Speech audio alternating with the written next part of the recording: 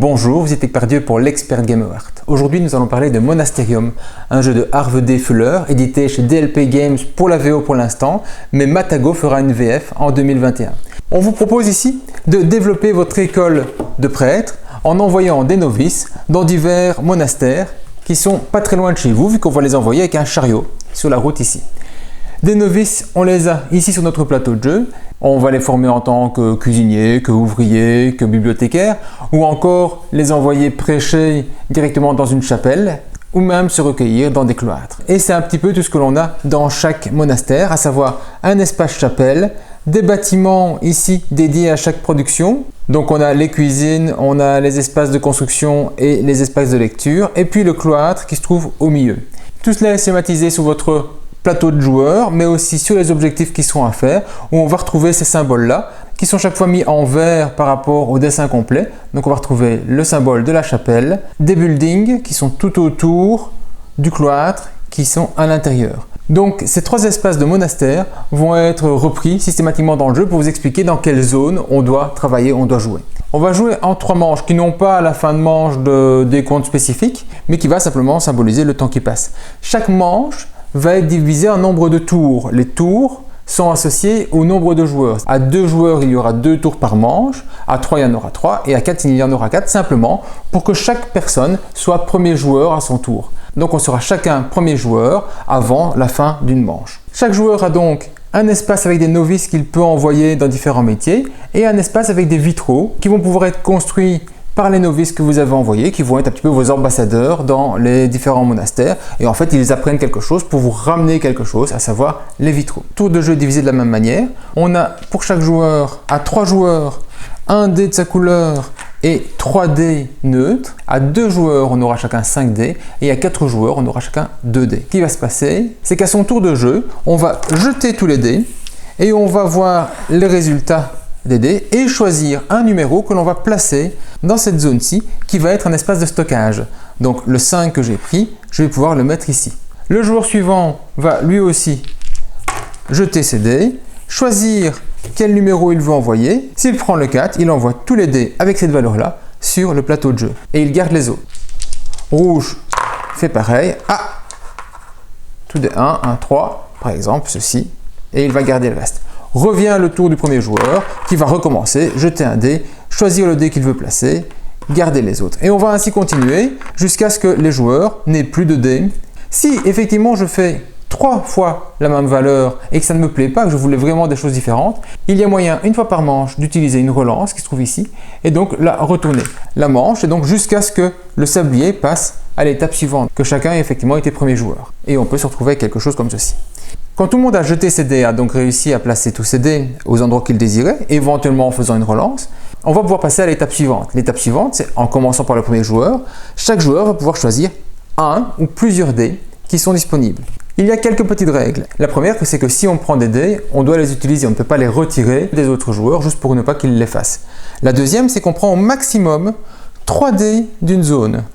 Au maximum, c'est indiqué ici en dessous, pour chaque zone, maximum 3, sauf 1, le 6, maximum 1. Le 6, pourquoi? Parce que c'est un joker, il va remplacer n'importe quelle valeur faciale de dé. Donc systématiquement, on n'en prend qu'un seul à la fois. Ici, je peux en prendre 3, je peux en prendre 2, je peux en prendre 1. Ensuite, si je suis le bleu, je ne peux pas prendre le dé jaune ou le rouge.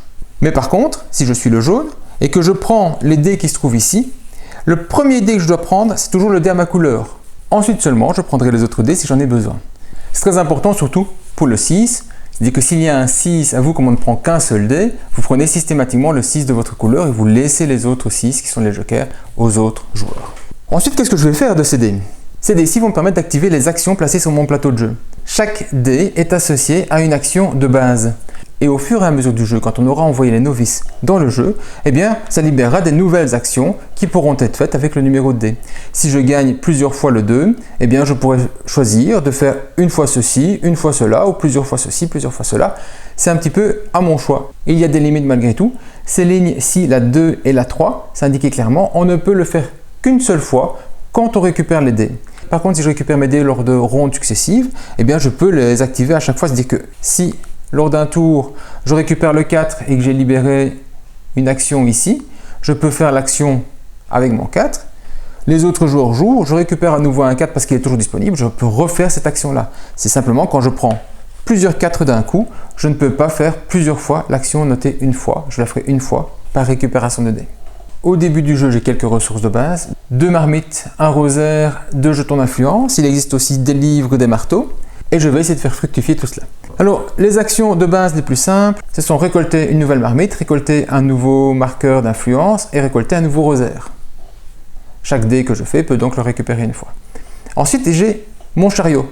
Mon chariot va me permettre d'avancer sur la piste qui se trouve ici, jusqu'au bout. Quand je suis au bout, je recommence. Donc je vais tourner ainsi pour mon déplacement. Il y a des actions très simples qu'on va avoir ici.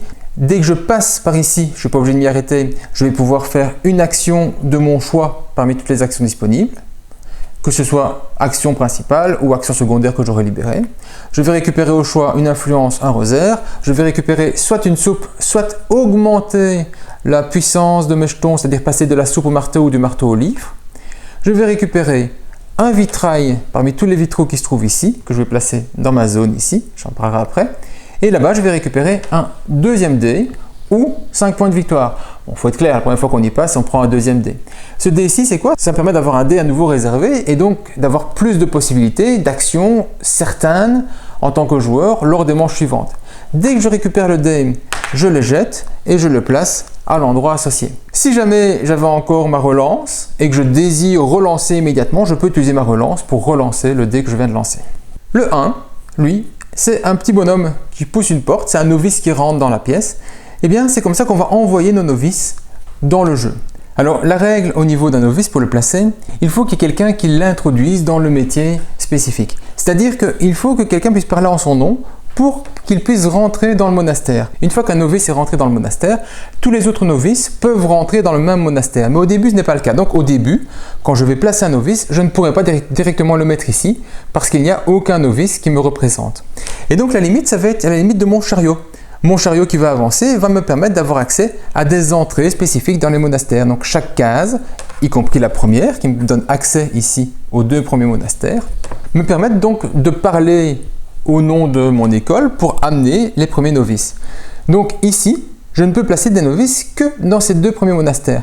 Quand je serai passé ici et que j'aurai déjà un novice présent quelque part par ici, eh bien, il n'y a pas de problème, je n'ai plus accès ici avec mon chariot, mais lui est présent et d'autres novices pourront donc rentrer directement grâce à lui. Ici, je n'aurai accès alors à ces 2 monastères-là qu'il n'y a encore personne. Sachant ces règles de base, quelles sont les autres règles de placement au niveau de l'entrée d'un novice? Eh bien, déjà quand je vais faire l'action novice ici, je mets celui que je veux. Donc je ne suis pas limité à cette première colonne-ci. Heureusement, parce que sinon je n'irai jamais mettre les autres vu que le novice n'est jamais que dans cette première zone-ci. Donc je commence sur la ligne que je veux et je commence dans la colonne que je veux. Donc je peux prendre vraiment n'importe quel novice à partir du moment où je décide d'en faire rentrer un. Ces novices-là vont aller en fait dans des endroits bien précis qui sont indiqués ici. Les 2 premiers vont uniquement sur les bâtiments de production. Le 3e, c'est pour la chapelle. Et le 4e, ce sera pour le cloître. Ensuite, il faudra dépenser des ressources pour les placer. Ces 2 premières lignes, en fait, je vais payer selon l'endroit où je veux les mettre. Quand je veux les placer dans une cuisine, je vais devoir donner des marmites. Si je veux les placer dans la construction, ce sera des marteaux. Dans la bibliothèque, ce sera des livres. Et aussi, je vais devoir fournir une influence. Une influence de ressources selon l'endroit où je veux aller. Donc si je paye par exemple pour celui-ci que j'ai envie d'envoyer avec 2 marmites et une influence, mon action 1, en fonction des zones accessibles, je pourrais l'envoyer sur la marmite qui se trouve ici. Cette ligne-ci, il faut en payer 2. Cette ligne-là, il faut en payer 3. Simplement, les novices de cette ligne-ci sont bien plus intéressants que ceux de la première ligne. Je gagne ensuite des points de victoire associés au type de bâtiment dans lequel il a été envoyé. Marmite, je gagne un marteau et un point de victoire. Si c'est à l'atelier, je gagne un livre et 2 points de victoire. Et si c'est dans la bibliothèque, je gagnerai 3 points de victoire et un vitrail de l'endroit où je viens d'être placé. Si je le place à la bibliothèque ici, c'est obligatoirement un vitrail qui vient de là.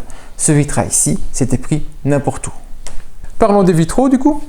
Si je gagne un vitrail, je vais le placer où? Eh bien, je vais le placer ici, sur la ligne que je désire, mais par contre toujours sur la colonne la plus à gauche possible. Donc, je peux le placer ici, là-bas ou là-bas. Dès que j'ai quelque chose de construit ici, si je en gagne un autre, je pourrais le placer ici, là-bas ou là-bas. Donc sur la ligne que je désire, mais toujours le plus à gauche. Je ne peux pas placer deux fois le même vitrail sur la même ligne ou la même colonne. Donc si je gagnais un nouveau vert, je ne saurais ici le placer nulle part. Il faudrait d'abord fallu que je gagne un vitrail d'une autre couleur avant de pouvoir placer à nouveau un vitrail vert. Enfin, quand je place un vitrail, je gagne immédiatement une des ressources qui se trouve ou en ligne ou en colonne. Donc je vais choisir entre la ligne et la colonne, mais je vais prendre tout de suite le bonus associé. Quand j'ai terminé une ligne ou une colonne avec des vitraux, je marque les points de victoire qui sont indiqués. Je vais gagner donc rosaire, influence, marmite, marteau, livre ou avancer de 2, mon chariot. Sans doute l'action la plus puissante de votre espace vitrail. Dans la ligne suivante, on va pouvoir envoyer des novices dans la chapelle. Toujours les mêmes principes de positionnement. Donc ici par exemple, je peux très bien la mettre ici. Il y a un nombre de places limité dans chaque chapelle, ça dépend du nombre de joueurs. Donc ici on a un plateau 3 à 4 joueurs. À 3 joueurs, ces deux sièges-ci ne sont pas disponibles. Donc il y a 6 places dans la chapelle pour l'ensemble des joueurs. Et ça va me coûter une influence pour placer mon premier prêtre dans une chapelle. Le premier prêtre dans une chapelle, c'est-à-dire que les autres prêtres coûteront plus cher. Le deuxième prêtre que je placerai dans n'importe quelle chapelle du jeu, eh bien, me coûtera 2 influences. Et à partir du troisième prêtre, et tous les suivants me coûteront tous 3 influences. Donc, mon premier prêtre ici, ce sera 1. Le deuxième que j'aurai accès ici par exemple, ce sera 2. Et puis, lorsque je mettrai un troisième quelque part, que ce soit ici ou ailleurs dans le jeu, quand j'aurai avancé avec mon chariot, eh bien, je pourrai payer systématiquement 3. Et ce sera pareil pour les suivants. Donc à chaque fois que je place ici, ce sera 1, 2, 3, le premier, le deuxième, le troisième en jeu sur la totalité du jeu. Leur intérêt, ça va être quand on va activer leur case, une seule fois par prise de dés. Donc si je prends les 4 ici, vu que je suis bleu, je ne peux pas prendre le jaune, je pourrais faire un rosaire et une fois l'action ici, qui me permet de récupérer un vitrail. Là-bas, j'ai un novice dans une chapelle.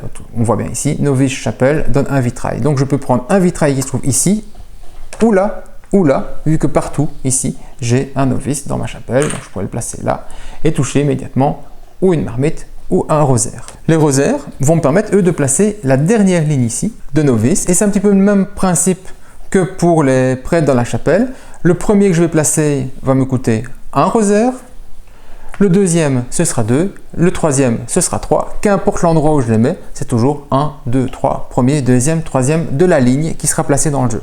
Pour un prêtre qui va être placé dans un cloître, il y a alors une règle supplémentaire. Le novice doit être placé à côté d'un bâtiment dans lequel on est déjà propriétaire. Autrement dit, je peux me mettre ici ou là-bas, vu que ce sont les deux seuls endroits qui sont adjacents à un bâtiment qui m'appartient déjà. Donc, je pourrais le placer là sans aucun souci. Le pouvoir que l'on va libérer en faisant ceci, en fait, ça va être de pouvoir retourner une des tuiles qui se trouve ici au-dessus. Pas nécessairement celle dans la colonne que j'ai été enlever un bonhomme. Donc je peux très bien l'enlever ici, mais décider de retourner cette plaque-ci. La différence maintenant, c'est qu'à chaque fois que je prendrai un 3 pour en faire une action ici ou n'importe où dans la colonne, voire même un 6 que j'aurais transformé en 3, pour faire l'action, eh bien je marquerai un point de victoire. Donc systématiquement, je vais récupérer un point de victoire. À partir du dé suivant, directement, je vais pouvoir avoir accès au point de victoire pour peu que je prenne encore des 3 dans cette manche-ci. Quand toute une ligne ici a été enlevée, vous voyez qu'il y a un bonhomme supplémentaire, eh bien quand toute une ligne a été enlevée, si j'enlève encore ces deux-ci, je libère automatiquement le dernier de la ligne que je place où je veux, sans payer le coût. Donc vraiment très libre. Je peux aller le placer à l'endroit où je veux. La seule limite, c'est que si je veux le placer dans un cloître, ça doit toujours être adjacent à un des bâtiments que je possède. Donc ici, je n'ai toujours qu'une seule place pour le mettre dans un cloître. Pour le reste des actions que l'on va pouvoir libérer ici, dans les deux premières lignes, elles sont relativement simples. Avoir un déplacement en plus, un rosaire, une marmite, une influence, faire un upgrade d'une de ces ressources, transformer un marteau en livre par exemple. Ici, gagner un marteau. Ce qui est relativement difficile à avoir autrement, vu qu'il faut envoyer un novice dans une cuisine pour récupérer un marteau, ou alors construire un vitrail ici pour avoir un marteau, ou encore faire un upgrade pour le récupérer. Donc c'est pas toujours très simple de le faire. Ici ce sera 3 points de victoire. Avancez 2 fois avec votre chariot, n'oubliez pas que vous prenez toutes les ressources sur lesquelles vous passez directement, sans devoir obligatoirement vous y arrêter. Récupérez au choix 2 marmites, 2 influences ou 2 rosaires. Et puis ici, une des 2 cases les plus puissantes du jeu, à savoir pouvoir envoyer un novice comme le fait la case 1, mais en payant une influence de moins. Donc ça me permet de placer des novices de ces 2 premières lignes sans payer l'influence. Le novice ici en payant une influence de moins, donc 0, 1 ou 2.